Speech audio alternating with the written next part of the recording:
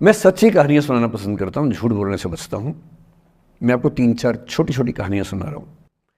ये सारी कहानियाँ सच्ची हैं, 1-1% सच्ची हैं, पर मैं किसी का नाम नहीं लूँगा। जिनकी कहानी है उनका नाम नहीं लूँगा, उनकी प्राइवेसी का मामला है। पर हाँ, सच्ची कहानियाँ हैं। अच्छी बात है कि इन कहानियों के किरदार हम लोग नहीं बने, ईश्वर करे हम कभी ना बने, लेकिन कहानियाँ सच्ची हैं। जब मैं दिल्ली आया था 1990 में, मैं हरियाणा के एक शहर से, भिवानी से दिल्ली आया था पढ़ने के लिए। मेरे ड्रीम कॉलेज में हंसराज भी एक था, पर मेरा संयुक्त से मेरा एडमिशन जाकिर हुसैन में हुआ। मेरे अंक ठीक थे, यहाँ हो सकता था, पर मैं तो नई दिल्ली स्टेशन पे उतरा, बाहर निकला, पता लगा वहीं एक कॉलेज है, वहीं एडमिशन ले लिया मैंने। तो लोगों ने कहा कि यार कैंपस बड़ा अच्छा होता है। मैंने कहा क्या फ़र्क पड़ता है, कॉलेज कॉलेज होता है, छंडो, यही छंडो में सिखाने आया हूँ आप लोगों को। ठीक है, स्टेशन से निकले वहीं कॉलेज है, मैंने घर जाना होगा तो आराम से कॉलेज से निकल जाएंगे, क्या रखा है कैंपस में। पर मेरा एक दोस्त जो मेरे साथ ही आया था उसी शहर से, उसने एडमिशन हंसराज कॉलेज में लिया। मैं और वो स्कूल के डिबेटर्स थे, डिबेटिंग में हम लोग स्कूल टाइम से काफ़ी एक्टिव थे। डीयू में आए तो यहाँ भी एक्टिव रहे।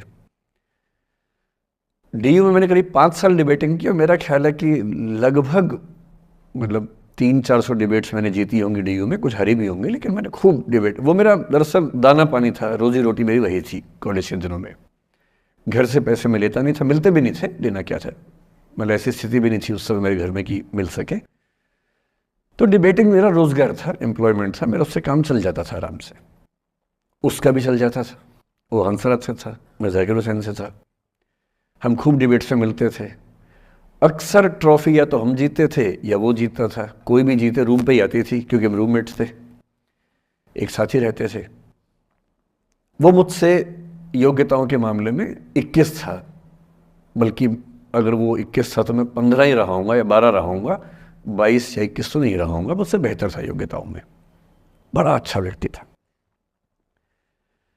ग्रेजुएशन के बाद मैंने एमए हिंदी साहित्य में एडमिशन लिया, जबकि बीए ऑनर्स हिस्ट्री में किया था मैंने। उसने तय किया कि वो कुछ और करेगा, प्रोफेशनल कोर्स करेगा, नौकरी करेगा, तो वो चला गया दिल्ली से। मैं दिल्ली में रहा। फिर मैं एमए के बाद तैयारी करने लगा यूपीएससी की। तब तक मैं यूजीसी जेआरएफ कर चुका था। पहला अटेम्प्ट दिया, प्रीलिम्स हो गया। मेंस मेरा 96 के मेंस की बात कर रहा हूँ, मेंस शुरू होने वाला था, 2 दिन रह गए थे। करीब 10 दिन पहले वो मेरे पास आया हुआ था दिल्ली में, मिलजुल के अच्छे से बात करके गया था। उन दिनों उसका एक प्रेम संबंध कहीं हमारी ही एक मित्र के साथ चल रहा था। हम सब दोस्त थे, तो उनमें से 2 लोगों का आपस में का अफेयर था। मुझे नहीं पता क्या हुआ, लेकिन मेरे मेन एग्ज़ाम से 2 दिन पहले रात को 12 बजे एक फ़ोन आया और ये बताया गया कि मेरे दोस्त ने फंदा लगा के अपनी जीवन लीला समाप्त कर ली है। वो दिल्ली से दूर था कहीं, और जिस व्यक्ति के बारे में मेरी राय ये थी कि उतना जीवट वाला व्यक्ति कोई हो नहीं सकता, जो ज़िंदगी से हार सकता ही नहीं, जिसके होने से कई लोग हमेशा जीता हुआ महसूस करते हैं, वो चुपचाप एक बंद कमरे में ज़िंदगी से हार गया। मैं आज तक नहीं समझ पाया कि ऐसा कैसे हुआ। बाद में टटोला, उसके पेरेंट्स से बात हुई, भाई से बात हुई, उन्होंने उसकी याद में एक सोशल वर्क शुरू किया ताकि किसी और बच्चे को ऐसा ना करना पड़े। तो जो हल्का हल्का अनुमान हुआ वो है कि शायद कुछ ऐसा था रिलेशनशिप में जो नहीं संभल पाया था, और रिश्ता टूट ना जाए इसका दबाव बहुत ज़्यादा था, और वो दबाव झेल नहीं पाया। इस उम्र में ऐसा फेज़ आता है, कई बार आता है। ये एक कहानी है, हंसराज कॉलेज से ही जुड़ी है, इसलिए मैंने सोचा कि वहीं से बात शुरू करूँ। नाम जैसा कि मैंने कहा मैं नहीं बताऊंगा, तो नाम बताने का मतलब भी नहीं। और वो जिसकी मैं कहानी सुना रहा हूँ आप लोगों के जन्म से पहले की बात है। आप तो सब 21वीं सदी वाले बच्चे होंगे ना, जेन ज़ी होंगे आप सब लोग, तो ये तो बहुत पुरानी बात है। एक दूसरी कहानी सुनाता हूँ। मैं आपको 2-3 कहानियाँ सुनाऊंगा, फिर उन सबका सार निकाल लेंगे एक साथ हम लोग। दूसरी कहानी ये है कि जब मेरा सिलेक्शन हो गया 97 में, 96 अटेम्प्ट में पहले बार में मेरा सिलेक्शन हो गया था, मैं एक्सटेंशन लेके तैयारी कर रहा था और डीयू में मैं पढ़ा भी रहा था उस समय। तब मैं शायद डीएवी कॉलेज में था या अग्रसेन, मैं 2 जगह पढ़ा है डीयू में, तो उनमें से किसी कॉलेज में पढ़ा रहा था उस समय में। तो उस समय एक लाइब्रेरी है कैंपस में ही, सेंट्रल रेफरेंस लाइब्रेरी, आप जानते होंगे, CRL बोलते हैं, जो विवेकानंद जी की स्टैच्यू है उसके सामने ही वो लाइब्रेरी है। उस लाइब्रेरी में नीचे सब बैठ के पढ़ते हैं और टॉप फ्लोर पे रिसर्च फ्लोर है जहाँ MPhil PhD वाले बच्चे पढ़ते हैं। मैं उस समय शायद PhD कर रहा था या MPhil खत्म हुई थी, वहीं बैठता था, पढ़ता था रोज़। कई दोस्त पढ़ते थे हम लोग वहाँ। हम सुबह 8 बजे लाइब्रेरी खुलते ही वहाँ घुसते थे, रात को 1 बजे निकलते थे लाइब्रेरी बंद होने के समय। तो वहाँ एक छत थी, छत पे छोटी सी कैंटीन थी जहाँ हम लोग जब जब बोर होते थे दिन में 3-4 बार जाके चाय पीते थे। चाय पी ली, बिस्किट खा लिया, थोड़ी गप्पे मार ली, वो सब वहाँ करते थे। तो वहाँ मेरे बहुत सारे दोस्त थे, उनमें से कई लोग अब बहुत सीनियर सिविल सर्वेंट्स हैं, कुछ लोग प्रोफेसर्स हैं डीयू में। 2 बच्चे थे मुझसे जूनियर, 3-4 साल जूनियर थे, बड़े प्यारे बच्चे थे। मुझे उस समय तक पढ़ाई लिखाई का शौक अच्छा खासा हो गया था, तो वो रोज़ मेरे साथ बैठते थे केवल बात करने के लिए, किसी मुद्दे पर बहस करनी है तो बहस होती थी, समझते थे। फिर मुझे पता लगा कि वो दोनों रिलेशनशिप में हैं, रिश्ते में हैं, दोनों ने शादी भी कर ली। उनकी योजना डीयू में पढ़ाने की थी या सिविल सर्विस की भी थी शायद, पता नहीं। मेरा इंटरेक्शन बहुत ज़्यादा उसके बाद रहा नहीं उनसे, क्योंकि मैं सर्विस में चला गया था। इतने जिज्ञासु बच्चे थे दोनों, इतने जिज्ञासु कि उनसे मिलकर तबीयत खुश हो जाती थी, कि हर चीज़ जानने का मन करता था उनका, हर विषय पढ़ने का मन करता था। एकदम जीवन से भरे हुए बच्चे, आंखों में चमक ऐसे। फिर दोनों की शादी हुई तो मैं शादी में जा नहीं पाया, क्योंकि मेरा रिश्ता सिर्फ लाइब्रेरी में 1 घंटा गप मारने वाला था, उससे ज़्यादा था नहीं रिश्ता उनके साथ। फिर सुनता रहता था कि मैं सब बढ़िया चल रहा है, पढ़ाई कर रहे हैं, तैयारी कर रहे हैं। इंटरकास्ट मैरिज की उन लोगों ने, खूब हंगामा हुआ, दोनों घर में तलवारें खिंच गई, किसी तरह से तलवारें संभाली गई, मैनेज हुआ, दोनों साथ रहने लगे। और फिर 3-4 साल के बाद एक दिन मैंने खबर सुनी कि उस बच्ची ने फंदा लगा के जीवन लीला समाप्त कर ली। ये बात भी दिल्ली विश्वविद्यालय की है, उस दौर के सब लोग इस कहानी को जानते हैं। मेरे ख्याल से ये दोनों कहानी आपकी प्रिंसिपल मैडम जानती होंगी, नहीं ध्यान कर पाएंगे तो मैं उनको जैसे नाम बोलूँगा अकेले में वो तुरंत समझ जाएंगे मैं किसकी बात कर रहा हूँ। मैं आज तक नहीं समझ पाया कि ऐसा क्या हुआ होगा। तो बाद में अनुमान जो हुआ वो ये, इंटरकास्ट मैरिज, परिवार का दबाव, समाज का दबाव, आपस के दबाव, टॉक्सिक रिलेशनशिप, अंत में उस दबाव को न झेल पाना और जीवन समाप्त कर देना, ये हुआ। ये 2 घटनाएं हैं। एक तीसरी घटना ये है कि दिल्ली में आज से 25 साल पहले घटना घटी। आप लोग तब बस पैदा हुए होंगे, घुटनों में चल रहे होंगे, या उससे 5-7 साल पहले की बात रही होगी। ये घटना दिल्ली के सब सीनियर लोग जानते हैं, जिनकी उम्र 35-40 साल है वो सब जानते हैं इस घटना को। मोबाइल फ़ोन में वीडियो नया नया आया था उस समय, अब तो आपके हर फ़ोन में वीडियो है, अब तो सामने भी है, ताकि आप वैसा वाला मुंह बना के सेल्फी खिंचवा सके। पाउट बोलते हैं ना, मैं उसको देसी भाषा में सूअर जैसा मुंह बोलता हूँ, और वैसा ही बनता भी है, क्यूट क्यूट सा सूअर जैसा मुंह बना के लोग सेल्फी खिंचवाते हैं, उसको बोलते हैं पाउट। तब तो कैमरा फ़ोन में पहली बार आया था, तब लोग अभ्यस्त नहीं थे। अब जैसे आप लोग कितने अभ्यस्त होंगे, हम भी होने लग गए अब तो। अब हम किसी से बात करते हैं तो हम ये एज्यूम करके चलते हैं कि उसने फ़ोन में कुछ ना कुछ ऑन कर रखा होगा, या तो आवाज़ रिकॉर्ड करेगा या वीडियो बनाएगा। तुम कितने केयरफुल होकर बोलते हैं, कितने कॉन्शियस रहते हैं। और सर्विलांस सोसाइटी की सबसे बुरी बात यह है कि हम हमेशा चौकन्ने रहते हैं, हम सहज हो ही नहीं पाते। सहज रूप से 2 लोग बात कर लें, हो ही नहीं पाता। तो मैं तो अपने ऑफिस में कई बार ऐसा करता हूँ, जब हम 3-4 लोग बैठते हैं इनफॉर्मल बातचीत के लिए, हम सब अपना अपना फ़ोन कमरे के बाहर छोड़ के आ जाते हैं, फिर 2 घंटे बात करते हैं, इस भय से मुक्त होके कि कहीं कोई रिकॉर्ड तो नहीं कर रहा। ये हालत है आज की। उस ज़माने में तो फ़ोन थे। मोबाइल फ़ोन आया था भारत में लगभग 1995 के आसपास पहली बार। बड़ा महंगा था, 16 रुपये प्रति मिनट इनकमिंग, 16 रुपये प्रति मिनट आउटगोइंग, ये रेट से उस समय। और फ़ोन वो थे जिनसे आप कील भी ठोक सकते हैं, वैसे वाले फ़ोन थे, बटन वाले फ़ोन थे। नोकिया एक कंपनी थी, उसके फ़ोन हुआ करते थे। उसके 4-5 साल के बाद क्या हुआ, पहली बार किसी कंपनी ने फ़ोन में कैमरा लगा दिया। ये बात उस समय के लोग नहीं समझते थे। जब भी नई तकनीक आती है उसको समझने में टाइम लगता है। जो पहले समझते हैं फ़ायदा उठा लेते हैं, जो थोड़ा लेट समझते हैं वो उसका नुकसान उठाते हैं। उस समय दिल्ली के एक प्रसिद्ध स्कूल में 11वीं-12वीं क्लास के 2 बच्चों में आपस में कोई रिलेशनशिप रही होगी। वो दोनों किसी ऐसी सिचुएशन में थे जो सिचुएशन बहुत ही प्राइवेट किस्म की थी, बहुत निजी किस्म की थी, जिसको पब्लिक नहीं कर सकते। कुछ फिजिकल रिलेशनशिप जैसा मामला था। उस दुष्ट लड़के ने लड़कों के इतिहास को कलंकित, लड़कों का इतिहास वैसे भी कलंकित ज़्यादा है, उसे और कलंकित करते हुए उस पूरे सिचुएशन का वीडियो बना लिया। ऐसे मामलों में दुर्भाग्य है, मैं लड़का हूं इसलिए लड़के पवित्र थोड़ा ना हो जाएंगे। लड़का है, इतिहास कलंकित तो है, उसका वीडियो बना लिया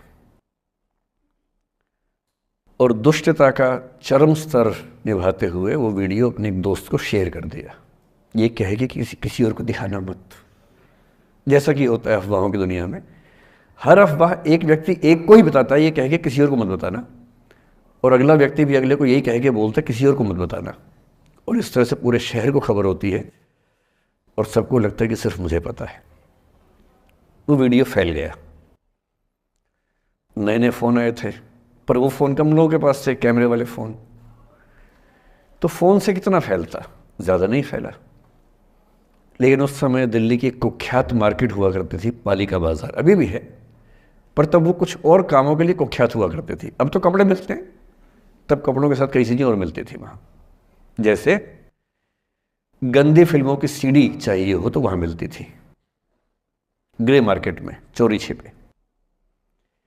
इस वीडियो को सीडी में कन्वर्ट करके लोगों ने वहाँ से खरीदा, लाखों करोड़ों की संख्या में।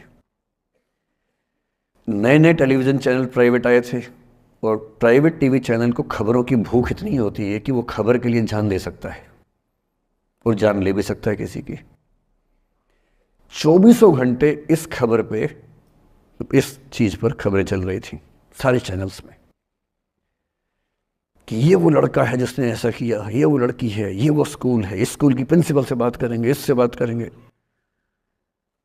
वो जो बच्ची थी जिसकी इसमें कोई गलती नहीं थी, सिवाय इसके कि वो किसी एक लड़के से प्रेम करती थी, जो कि उस उम्र में बच्चे कर बैठते हैं। इसके लिए बहुत चिल्लपौनी मचानी चाहिए। बच्चों को आप हर बात पे अपराधी नहीं मान सकते। उस बच्चे की गलती सिर्फ इतनी थी कि उसने अपने दोस्त पे भरोसा किया, जो भरोसे के लायक था नहीं। वो नीच किस्म का व्यक्ति था जिसने उस संबंध की गरिमा को समझा नहीं। उस बच्ची के घर के बाहर 24 घंटे न्यूज़ चैनल से कैमरे खड़े रहे। घर से कोई भी निकले, 50 कैमरे पीछे। आप बताइए आपकी बेटी कैसी है, आप बताइए आपकी बहन कैसी है।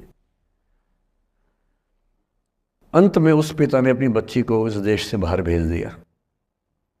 उसके कुछ दिन बाद की जो खबर टीवी चैनल से नहीं दिखाई, उसके पिता ने आत्महत्या कर ली।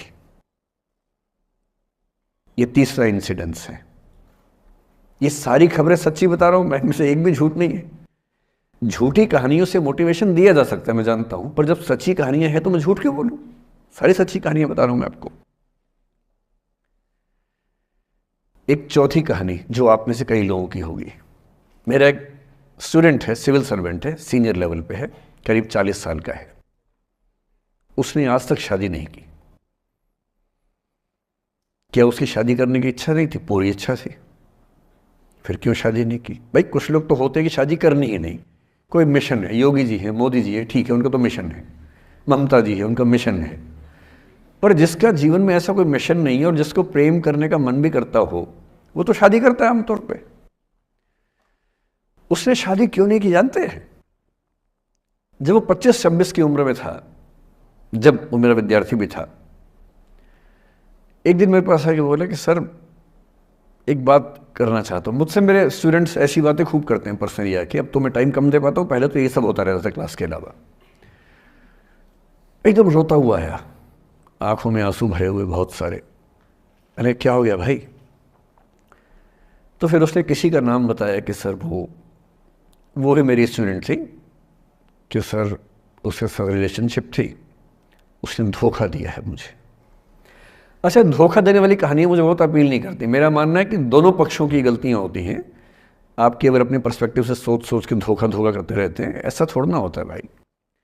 कुछ तो मजबूरियाँ रही होंगी, कोई यूं ही बेवफा नहीं होता, कुछ तो वजह होगी ना। आप थोड़ा उसकी वजह, उसका भी तो, उसकी कहानी भी तो सुनिए। और मैं जब जब दोनों कहानियाँ सुनता हूँ मुझे लगता है कि मामला ग्रे है। आप किसी एक पे उंगली उठा ही नहीं सकते कि इसने ऐसा किया। दोनों की गलतियाँ होती हैं, ऐसा थोड़ा ना कि एक की होती है। बहरहाल इन भाई साहब को ऐसा लगा कि धोखा हो गया उनके साथ।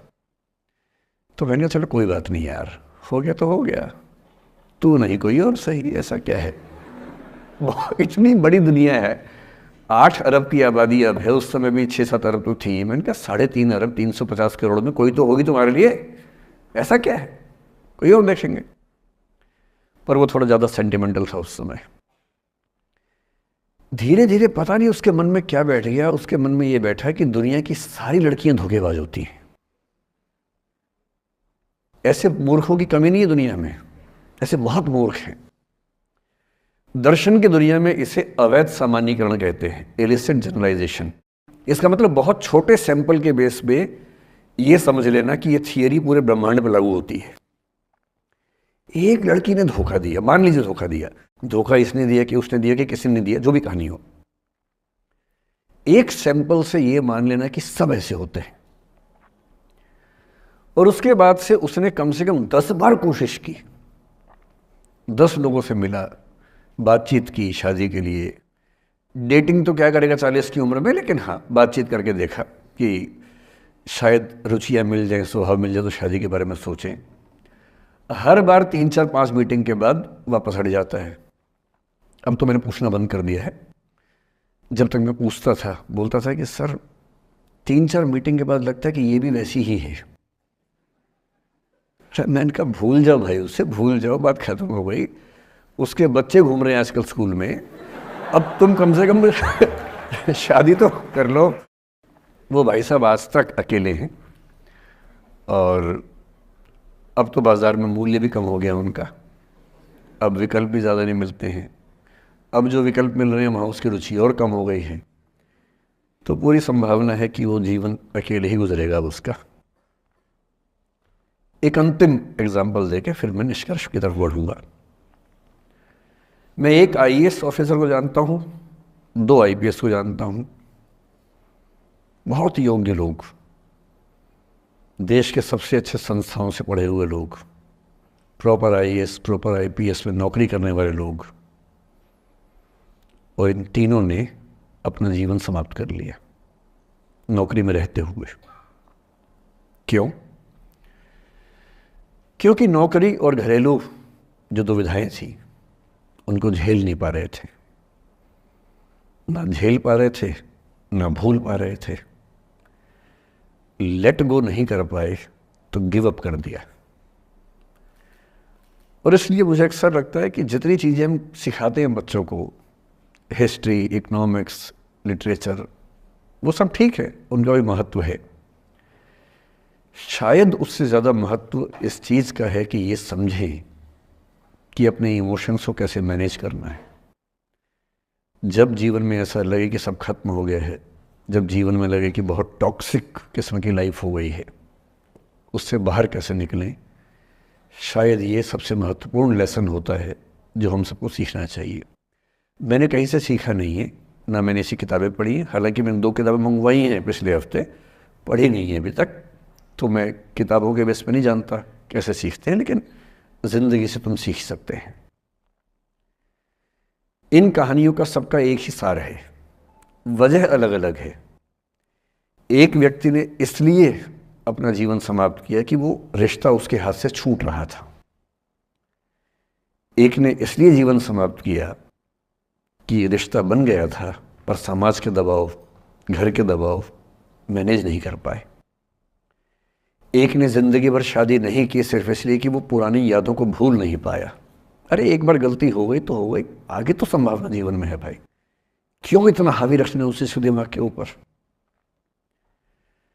कुछ लोग देश की सबसे अच्छी नौकरी में होकर हर पैमाने पर सफलता की हर कसौटी पर खरा उतरने के बाद जीवन नहीं बचा पाए, क्योंकि दूसरों की नज़र में आप बहुत सफल हो जाए, अपनी नज़र में शून्य हो, तो फिर जीवन कैसे बने, जीवन कैसे बचे।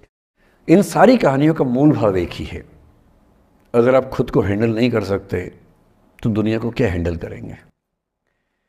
दुनिया को हैंडल करने से पहले खुद को हैंडल करना सीखना पड़ता है, और उसका सबसे आसान जो रामबाण उपाय है उसको बोलते हैं द आर्ट ऑफ लेटिंग गो, जाने दो। वो अफसाना जिसे अंजाम तक लाना न हो मुमकिन, उसे एक खूबसूरत मोड़ देकर छोड़ना अच्छा।